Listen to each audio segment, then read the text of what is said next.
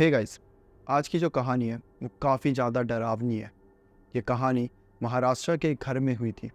एक हंसता खेलता परिवार जो कि वहाँ पर बहुत सारे एम्बिशन और बहुत सारे ड्रीम्स के साथ एक घर में शिफ्ट हुआ था, पर उन्होंने कभी नहीं सोचा होगा कि उस घर में शिफ्ट होने के बाद उनके साथ जो जो भी होने वाला था वो उनकी ज़िंदगी को किस तरीके से अफेक्ट करेगा। पर ये स्टोरी हमसे शेयर करी है आरव ने, तो thank you so much Aarav for sharing your story with us. और अगर आप सबको भी अपनी स्टोरी मुझसे शेयर करनी है तो आप दिए गए हुए मेल पर आकर अपनी स्टोरी शेयर कर सकते हैं। And now let's start this video. Aarav की फैमिली में टोटल 4 लोग थे।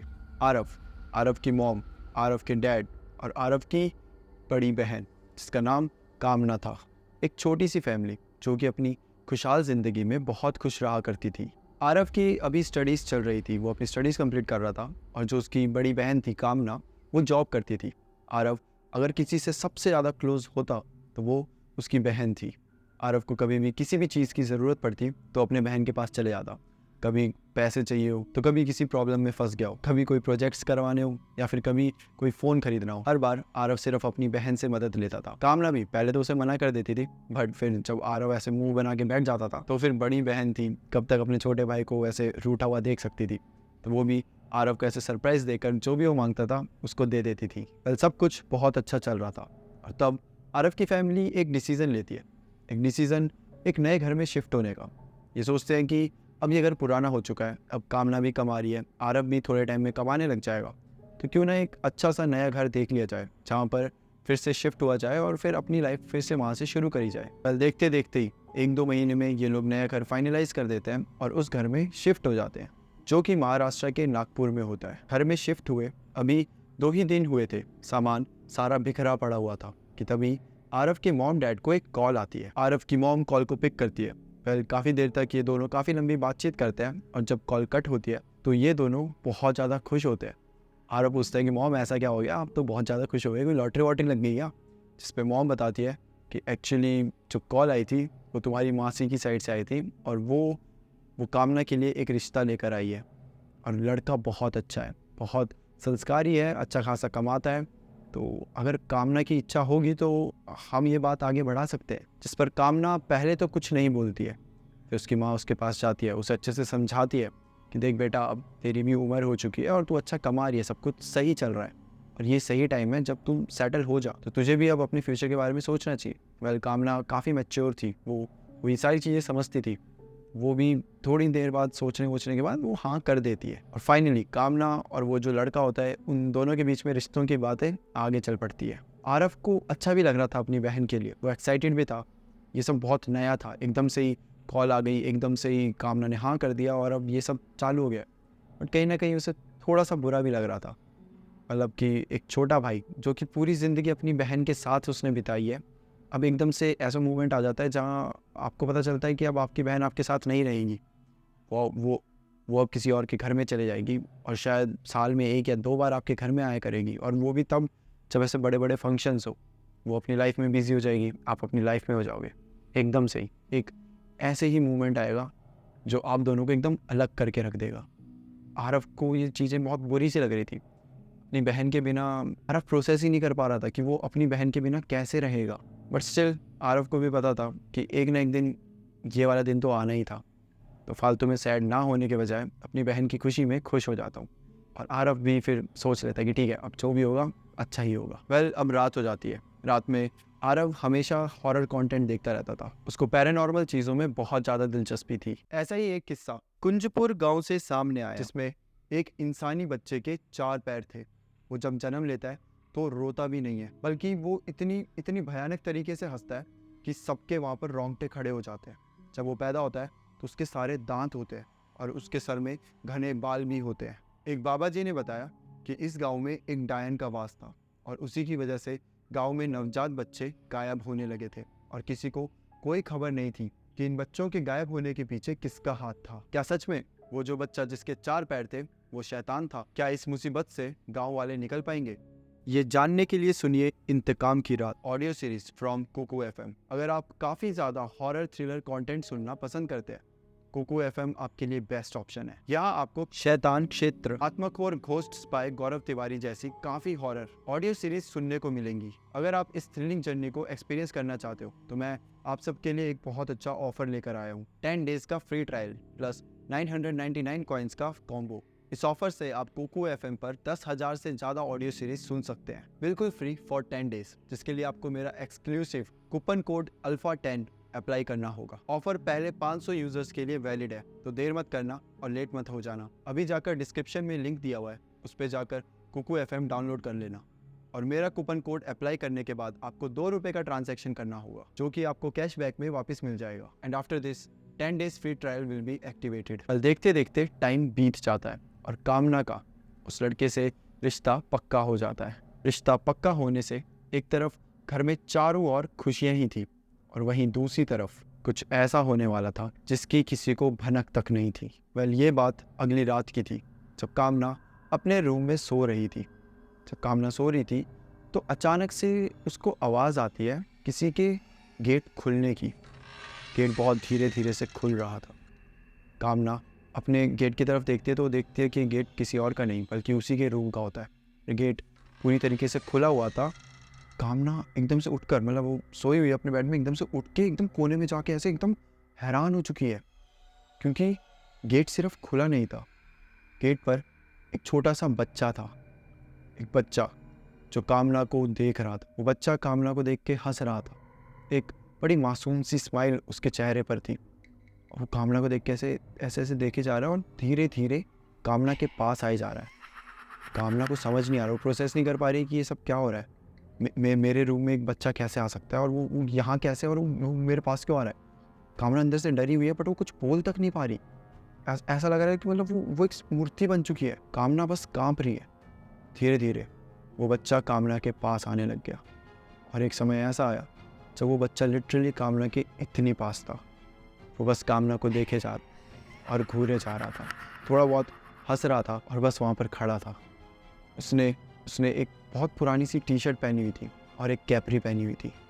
उसके बाल उसके कंधों तक आ रहे थे और उसका चेहरा समझ नहीं आ रहा था, वो डरावना था, मासूम था, या बस नॉर्मल जैसे बच्चा होता है वैसा था। कुछ समझ नहीं आ रहा था। रात का टाइम था। कामना इतने ध्यान से उसके चेहरे को देख भी नहीं पा रही थी, वो बहुत ज़्यादा डरी हुई थी कि तभी कामना को फिर से आवाज़ आती है और इस बार ये आवाज़ फिर से उसके गेट से आ रही थी। कामना जैसे अपने गेट की तरफ देखती है, वो देखती है कि उसके गेट से एकदम से एक औरत भागते हुए उसके पास आ रही है। उस औरत ने लाल कलर की साड़ी पहनी हुई है, यहाँ तक उसका घूंघट था, उसके हाथ में चाकू था और वो भागते हुए कामना की तरफ आ रही है। कामना उस औरत को देख के बहुत ज़्यादा डर गई। वो पीछे जा रही है और तड़प रही है, लेकिन वो कुछ चिल्ला ही नहीं पा रही। और देखते देखते औरत सीधा उस बच्चे के पास आ चुकी है और कामना पे सीधा उस चाकू से अटैक करने वाली है। तभी एकदम से कामना चिल्ला देती है। कामना बहुत ज़ोर से चिल्लाती है, उसकी आंखें पूरी तरीके से बंद है, उसने अपना हेड डाउन ऐसे कर दिया है और वो बस चिल्लाई जा रही है। कामना की चिल्लाने की आवाज़ें सुनने के बाद सारा परिवार उठकर सीधा कामना के पास आ जाता है। जब वो आते हैं तो देखते हैं कि कामना पूरे पसीने से लथपथ होकर बस हेड डाउन करके वो बस चिल्लाई जा रही है। सब उसे रोकने की कोशिश कर रहे हैं। कामना क्या हुआ, तुझे क्या हुआ, तो क्या देख लिया ऐसा। कामना कुछ भी नहीं बता रही। कामना बस चिल्लाने में लगी हुई है। कामना की माँ ने कामना को कैसे तो करके बस हक कर लिया और बोल रहा है सब कुछ ठीक है, तूने कुछ सपना देख लिया बेटा, सब ठीक है। और वहीं आरव कामना की यह हालत देखकर बहुत ज़्यादा डर चुका है। काफ़ी देर तक ये सब चलता है और फिर फाइनली कामना थोड़ी सी रिलैक्स हो जाती है। उसको पानी पिलाया जाता है, उसको अच्छे से बिठाया जाता है और उससे पूछा जाता है कि बेटा क्या हुआ, तू इतना क्यों चिल्ला रही थी, तू ऐसे क्यों चिल्ला रही थी, सब ठीक है ना। कामना बताती है कि उसने अपने रूम में एक औरत को देखा जो उसको मारने के लिए आ रही थी। उसके हाथ में चाकू था और वो सीधा उसको मारने आ रही थी और साथ में एक बच्चा भी था, बड़ा अजीब सा, जो हंस तो रहा था लेकिन उसकी हंसी देखकर बहुत डर सा लग रहा था। सब ये बोलते हैं कि तूने कोई सपना देखा होगा बेटा, यहाँ पे सब ठीक है, ऐसा कुछ नहीं है, तूने कोई सपना देखा होगा और तू छोड़ इन सब बातों को, तू आराम से सो जा, ठीक है। सब ये बोलकर इस बात को इग्नोर कर देते हैं। पर वहीं कामना इसको इग्नोर नहीं करती। शी वॉज श्योर कि उसने जिसको भी देखा था वो हकीकत में है, ये कोई सपना नहीं था, ये रियलिटी थी। इस रात से कामना में काफ़ी ज़्यादा चेंजेस आ जाते हैं। अब कामना हर रात को चिल्लाने लग जाती थी, हर रात को रोती थी, चिल्लाती थी। सब फिर उसके पास भाग कर जाते थे और कामना हर बार यही सेम चीज़ रिपीट में बोलती थी कि मैंने एक औरत को देखा है, एक लाल साड़ी पहने हुए औरत जिसका यहाँ तक घूंघट है, और वो रोज़ भाग कर मेरे पास आती है चाकू से मारने के लिए, और जब मैं चिल्लाती हूँ वो गायब हो जाती है। मतलब शादी की डेट भी नज़दीक आ रही थी, पूरे घर वालों को बहुत सारी शॉपिंग करनी थी। कामना भी नॉर्मली हर जगह से शॉपिंग करने लग जाती है और वो अपने लिए एक बड़ा प्यारा सा लहंगा लेती है, लेकिन वो लहंगा बहुत ज़्यादा महंगा होता है, मतलब कि लिटरली वो डबल या ट्रिपल प्राइस में था। उसकी मॉम उसे बोलती भी है कि इतना महंगा लहंगा लेने की ज़रूरत क्या है, एक शादी करनी है, नॉर्मल सा कुछ ले ले, ठीक है, अच्छा लेना है तुझे अच्छा सा ले ले, बट इतना महंगा। कामना बोलती है नहीं, शादी एक ही बार होगी, मैं तो अपना मन पसंदीदा लहंगा ही पहनूंगी। वेल उसको लाख बार समझाओ फिर भी कामना मानती नहीं है, और फिर मम्मी बोलती है चल ठीक है ले ले तू ये लहंगा, और फिर कामना वो लहंगा ले लेती है जो कि क्रीम कलर का होता है और बहुत अच्छा होता है। लिटरली उसने करीबन उस लहंगे के लिए 1 या 2 हफ्ते वेट किया था। लहंगा आ चुका है, ज्वेलरीज आ चुकी है, सब कुछ आ चुका है, अब शादी भी बहुत नज़दीक थी। तो अब एक दिन की बात है, अचानक से कामना का पूरा परिवार ऐसे ही बैठा होता है, सब अपने काम में बिजी थे, और कामना उठकर बोलती है कि मम्मी मैं ना शॉपिंग के लिए जा रही हूँ, मुझे लहंगा लेना है। सब हैरान हो जाते हैं कि लहंगा ले तो लिया है, इतना महंगा लहंगा लिया है, वो दिखाने के लिए लिया है।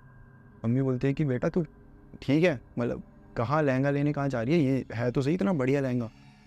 वो बोलती नहीं, मुझे ये लहंगा पसंद नहीं आया, मुझे नया लहंगा चाहिए, मुझे लाल रंग का लहंगा चाहिए।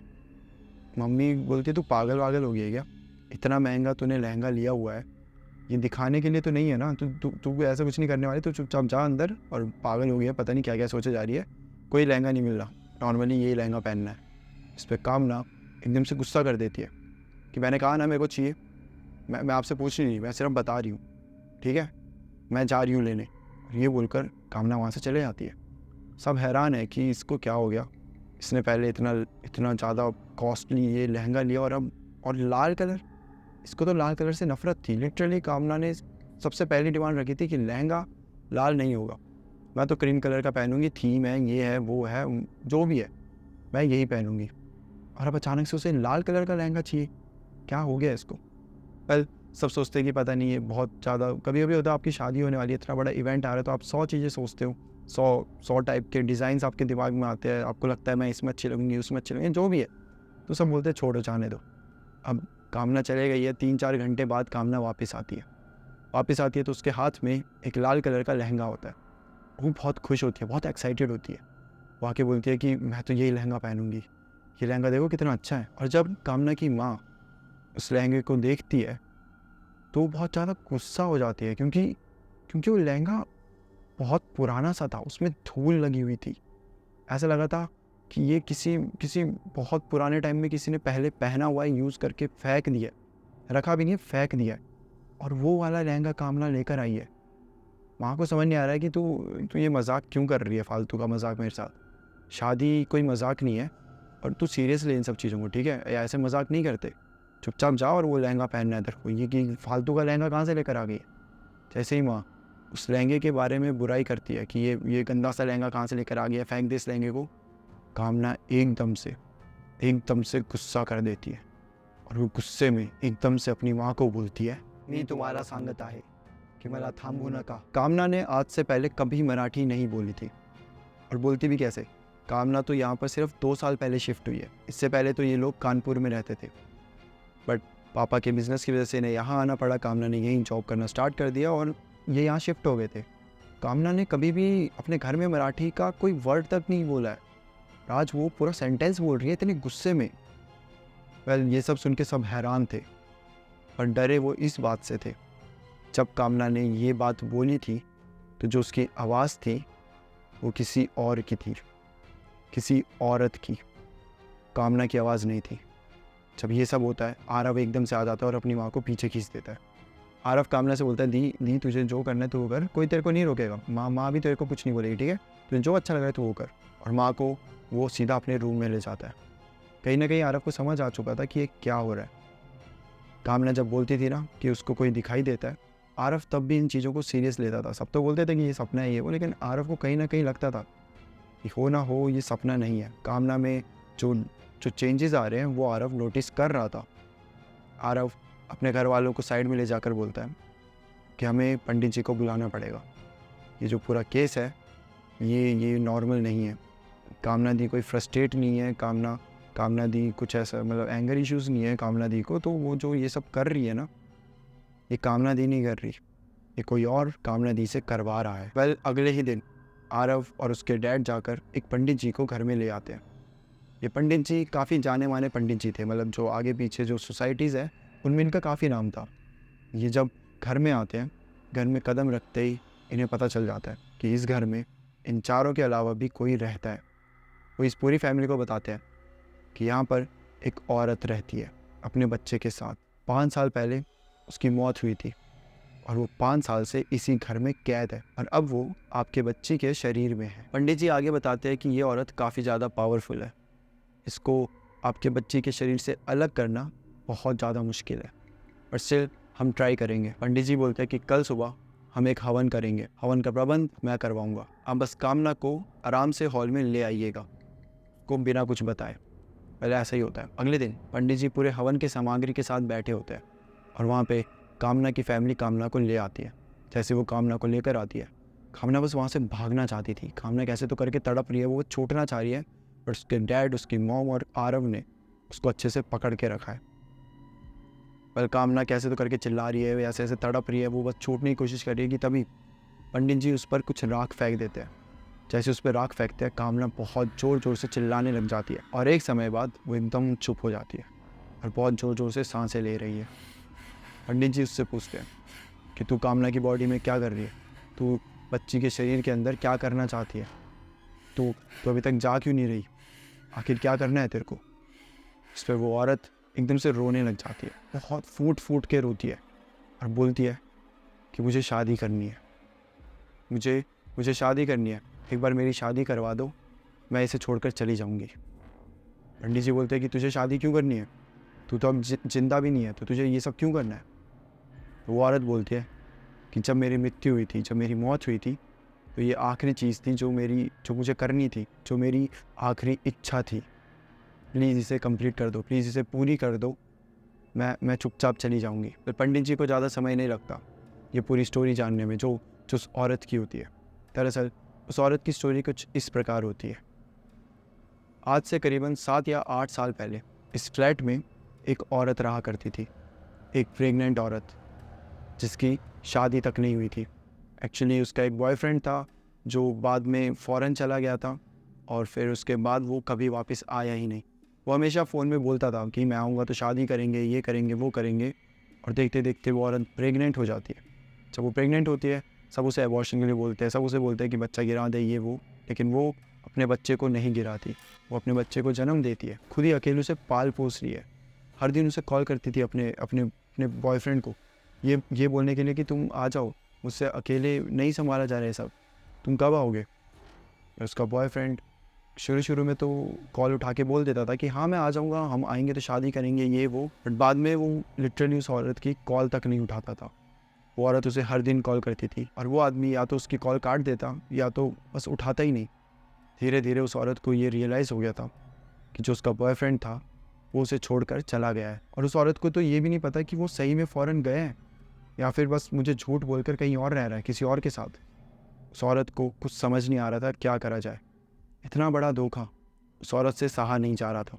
एक बच्चा उसके साथ था और जो बच्चे का बाप था वो लिटरली अब उस औरत को कोई जवाब नहीं दे रहा, उसके कॉल्स नहीं उठा रहा, और इसी वजह से उस औरत ने उसी घर के अंदर अपनी जान दे दी थी। पर अपनी तो उसने जान दी ही थी, पर अपने साथ साथ अपने बच्चे की भी जान ले ली थी।